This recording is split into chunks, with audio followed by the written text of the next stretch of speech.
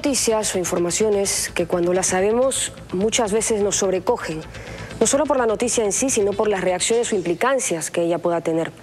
La Convención de las Naciones Unidas de 1968 sobre los delitos o crímenes de lesa humanidad dice que estos son imprescriptibles. El Perú se hizo Estado parte, se adhirió a esta convención en el 2003 y aplicó la imprescriptibilidad, pero del 2003 en adelante. Se puede, se hizo, pero el Tribunal Constitucional ha dicho que imprescriptible es imprescriptible y que estos delitos son tan delitos como del 2003 en adelante como para atrás, para que usted lo entienda. Esto deja muchos frentes abiertos y los vamos a ver esta mañana en Tus Derechos. Soy Rocío Aliaga, bienvenidos.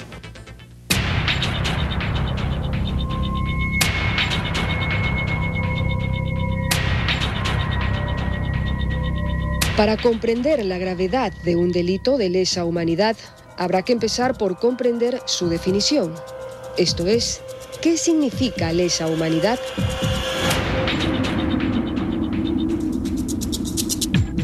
Leso significa agraviado, lastimado, ofendido. De allí que crimen de lesa humanidad aluda a un delito que por su aberrante naturaleza ofende, agravia, injuria a la humanidad en su conjunto. Actualmente existe una definición bastante más precisa del concepto de crimen de lesa humanidad. Ella se encuentra en el artículo 7º del Estatuto de la Corte Penal Internacional, también conocido como Estatuto de Roma, que entró en vigor para el Estado peruano el 1 de julio de 2002, el cual establece lo siguiente: se entenderá por crímenes de lesa humanidad cualquiera de los actos siguientes cuando se cometan como parte de un ataque generalizado o sistemático contra una población civil y con conocimiento de dicho ataque. Y luego, una lista con las atrocidades más terribles cometidas en el mundo, de las que el Perú no está exento, en tanto responden a una política no necesariamente formalmente declarada, promovida o consentida por el Estado.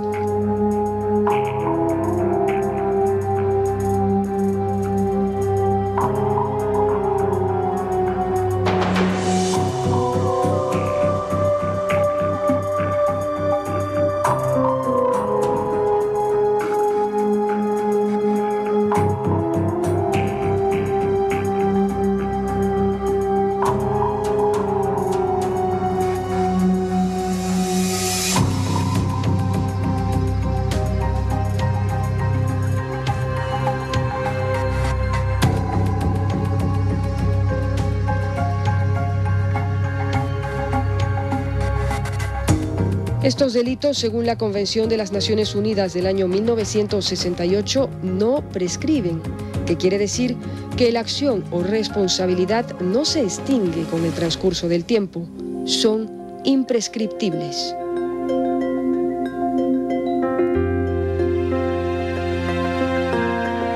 Pese a ello, en tanto la legalidad lo permite, nuestro país, al adherirse a esta convención, la aceptó, pero del 2003 en adelante. El Tribunal Constitucional ha estimado que el Perú no puede poner condiciones temporales a la imprescriptibilidad, y es en ese sentido que el TC falló a favor de reconocer que los crímenes de lesa humanidad en el Perú no prescriben, no solo desde el 2003 en adelante, sino desde siempre. Ahora le toca al Poder Judicial, a través de los jueces penales, evaluar si los delitos cometidos en los años más oscuros que vivió este país son de lesa humanidad o no.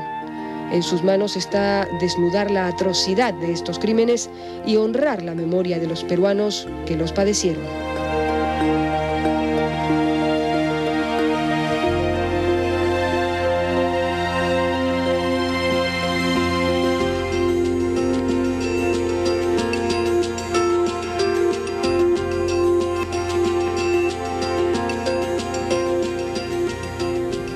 Como les comentaba, son imágenes que sobrecogen, pero han pasado, han sucedido y tienen responsables, son reales.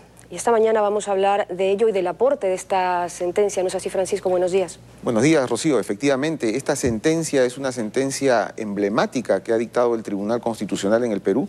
Por primera vez se ha dictado por un órgano de esta envergadura y se ha señalado que los delitos de lesa humanidad son imprescriptibles, ¿no? Esto es un aporte, esta sentencia realmente a nivel de América Latina constituye un hito en el ámbito de del juzgamiento de estos horrendos crímenes. ¿Lo verías como un aporte del derecho peruano a la región?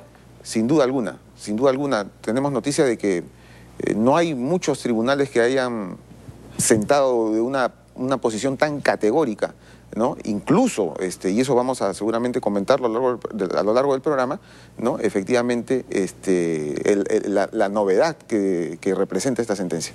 Así es, Francisco, pero en principio vamos a una pausa y regresamos para comentar el tema desde el punto de vista o desde la perspectiva del Poder Judicial. Con nosotros va a estar el doctor Pablo Talavera, ex vocal superior y expresidente de la Sala Penal Especial. Regresamos.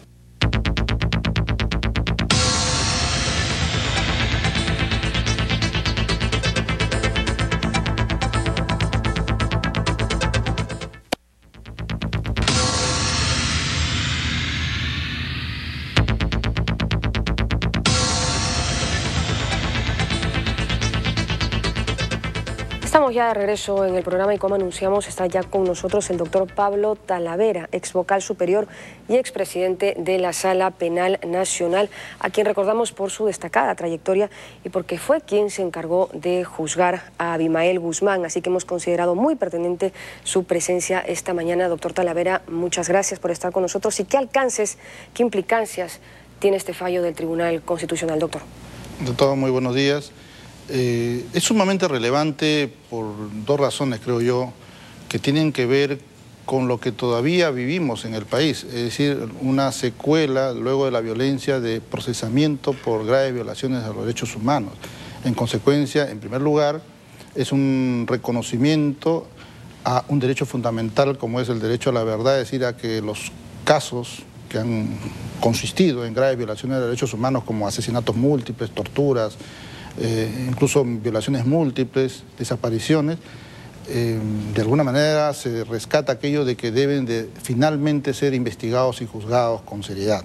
Y en segundo lugar, se constituye como un referente para tomar como pauta de que estos casos deben ser perseguidos y que no prescriben. Y por lo tanto, los jueces de la República tendrán que seguir estos lineamientos en todos los demás casos donde todavía están pendientes de investigación o de juzgamiento.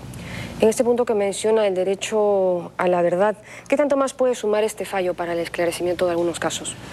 Bueno, es una tendencia que ya data de algunos años atrás, que empezó con la Corte Interamericana, aquello del deber de investigar con seriedad los casos de violación de derechos humanos. Se anota como una confirmación de este derecho a la verdad que ya fue reconocido por el Tribunal Constitucional, pero garantiza a su vez que los deudos de aquellos que fueron víctimas por grave violación de derechos humanos y también quienes todavía sobreviven y son víctimas, tengan derecho a saber qué pasó en realidad, quiénes son los responsables. ¿Y por qué esto se diferencia de otros casos?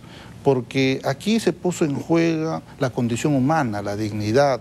Cuando hablamos de casos como Comarca, Cayara, Lomahuaco, en fin, son casos, independientemente de lo que finalmente la justicia vaya a decidir, son casos graves donde se mataron a diversas personas como consecuencia de esta suerte de época de violencia, ¿no? De espiral de violencia, sin tener en cuenta la condición de estas personas. Habían niños, habían ancianos, mujeres.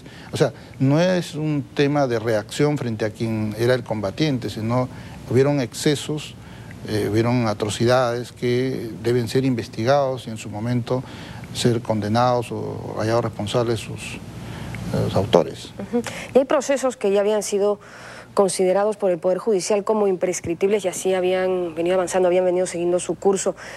Y pese a este punto al que me voy a permitir referirme como restricción de que solo sean considerados imprescriptibles del 2003 en adelante, esta confirmación del Tribunal Constitucional, ¿cómo le llega, cómo le sienta al Poder Judicial? Bueno, confirma las tesis de los jueces de la Sala Penal Nacional y de otros órdenes jurisdiccionales que se pronunciaron desde el año 2005, declarando que eran imprescriptibles sobre la base no solamente del derecho a la verdad, sino de las sentencias que se habían dado por la Corte Interamericana, como el caso Barrios Altos, la Cantuta, el caso Arellano Almonacid, basándose también en que efectivamente en el derecho internacional existía una norma de carácter internacional, la norma Ius Cogens, que establecía de que estos casos debían ser siempre investigados, siempre juzgados, y que por el paso del tiempo no podían ser declarados prescritos.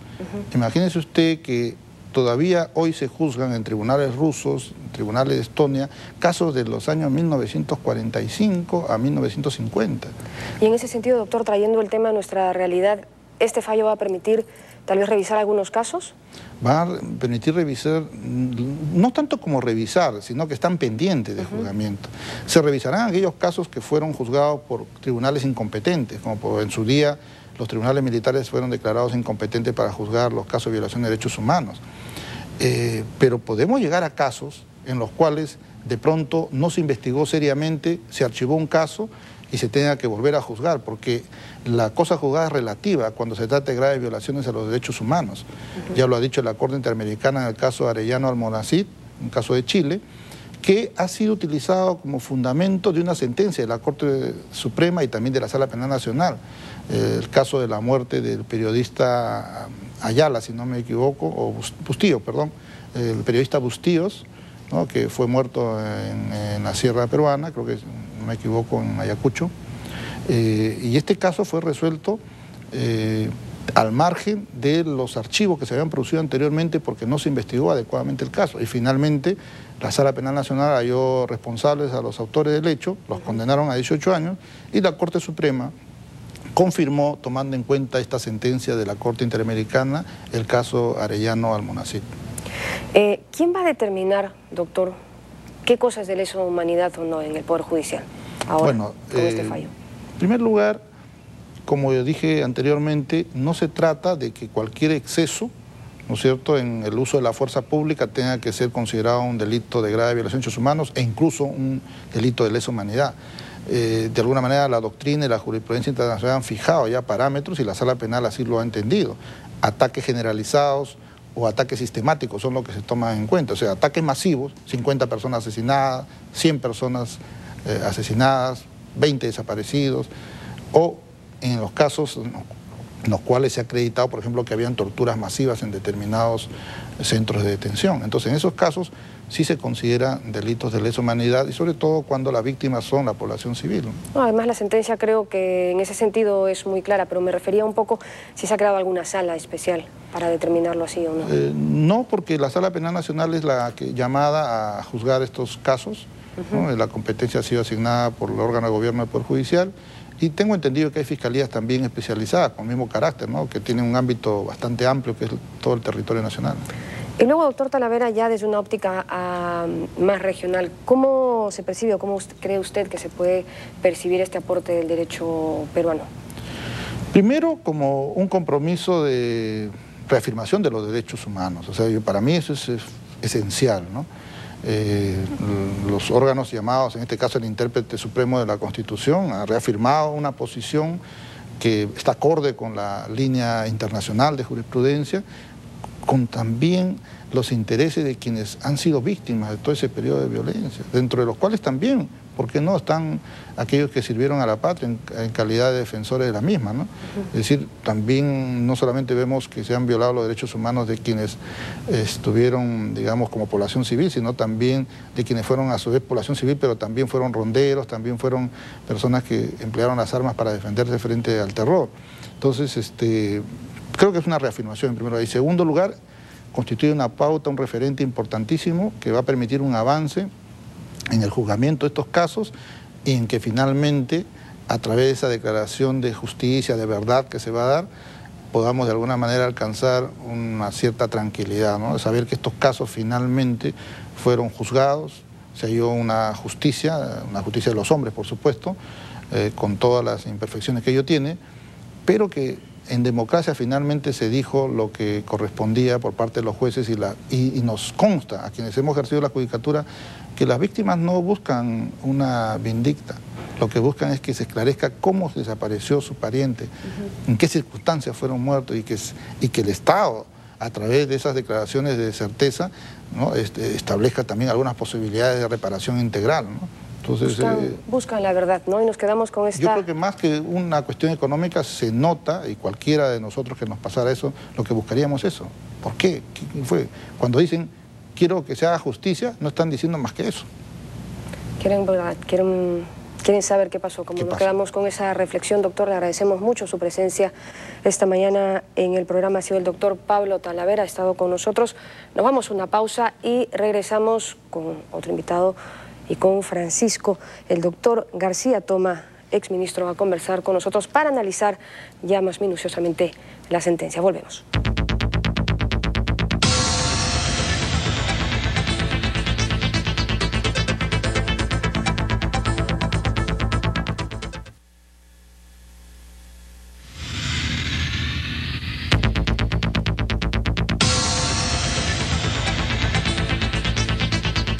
Bien, el día de hoy nos encontramos con el doctor Víctor García Toma, expresidente del Tribunal Constitucional y exministro de Justicia. Bienvenido al programa, doctor. Paco, muy gentil por la invitación.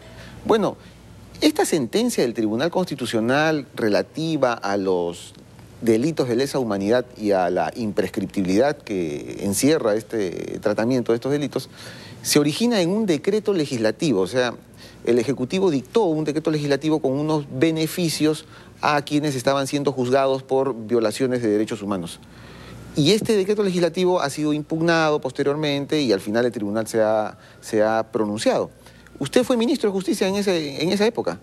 Ese decreto legislativo, Paco, fue polémico desde su gestación, porque cuando el Consejo de Ministros solicita al Parlamento una delegación de facultades para expedir normas vinculadas al ámbito castrense, no consideró ni incluyó una pertinente a la aplicación del nuevo Código Procesal Penal para los militares o policías vinculados con la violación de derechos humanos, supuesta de los derechos humanos.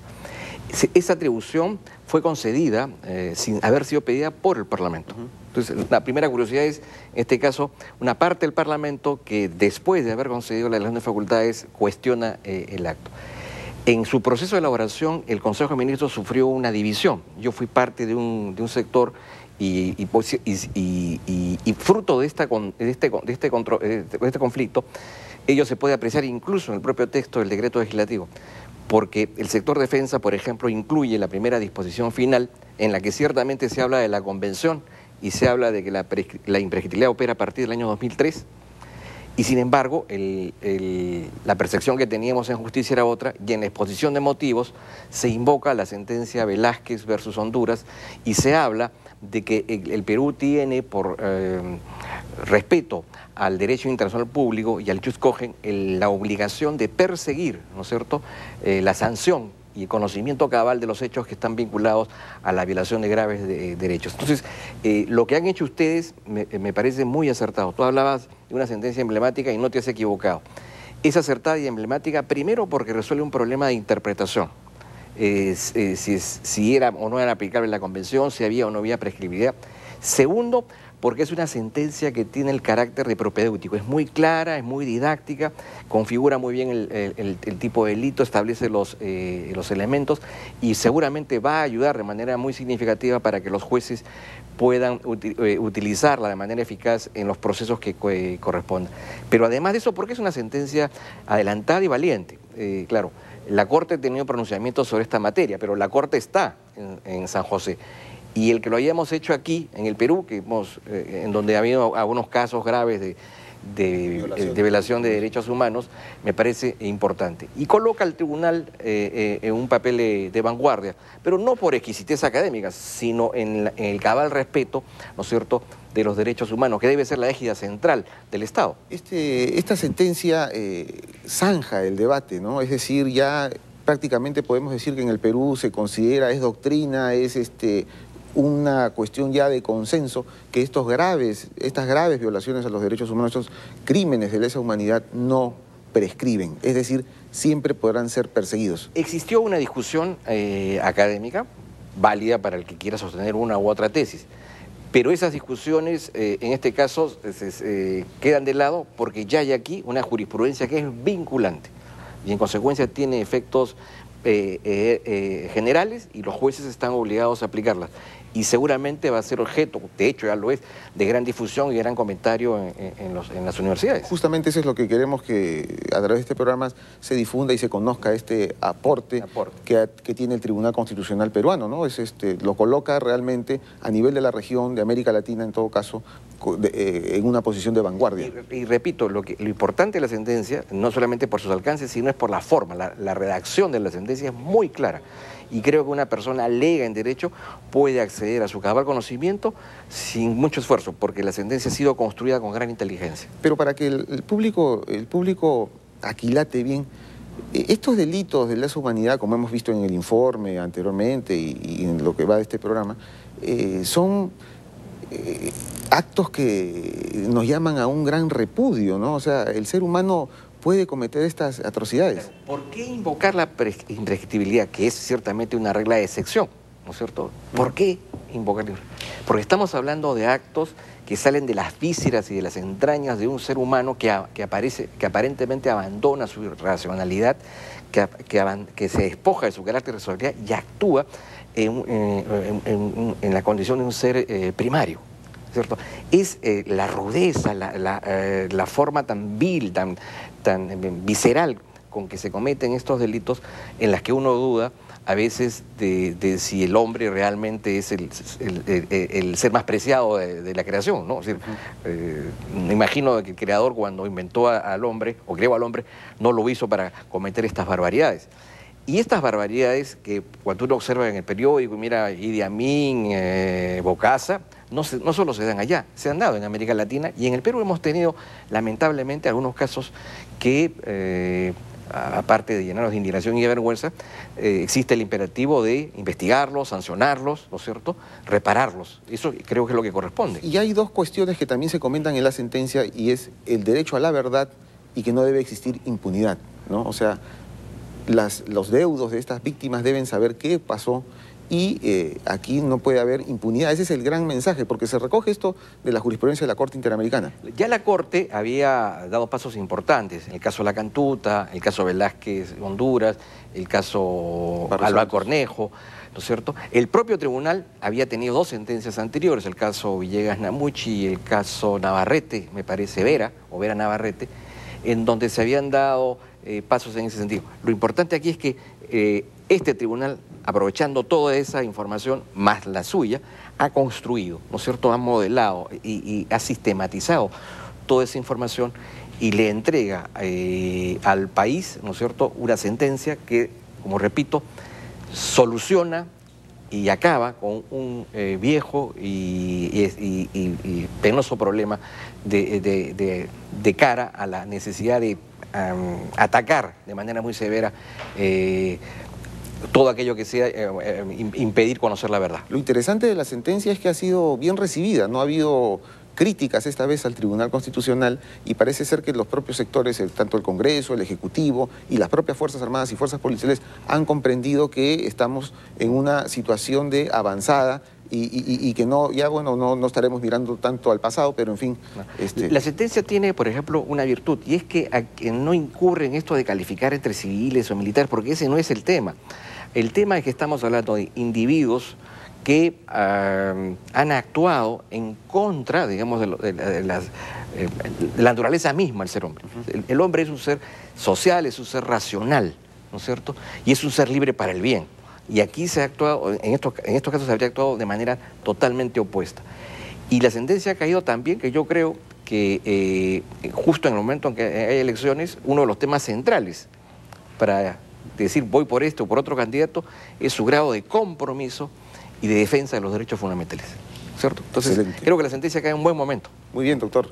Ha sido un gusto tenerlo en el programa nuevamente. Bien, Rocío, esta fue la entrevista con el doctor Víctor García Toma sobre la última sentencia del Tribunal Constitucional relativa a los delitos de lesa humanidad. Sentencia que va a tener eco durante la semana, estamos seguros. Agradecemos la presencia de nuestro invitado esta mañana, el doctor García Toma, y nos vamos, Francisco, no sin antes recordarles que ya tenemos correo electrónico. ¿Me ayudas? Efectivamente, Rocío, nuestro correo electrónico es tus-derechos@tvperú.gov.p. Y además tenemos Facebook, que es Tus Derechos-TV Perú, a donde esperamos nos hagan llegar sus sugerencias, que serán tema de futuros programas como el que tenemos este sábado. Efectivamente, este sábado, el siguiente sábado, tenemos el derecho a la pensión. Nos reencontramos el próximo sábado a las 11 aquí por TV Perú. Mucho más que ver. Adiós.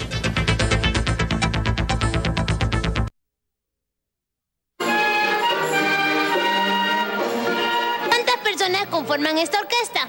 Actualmente la Orquesta Sinfónica Infantil son 80.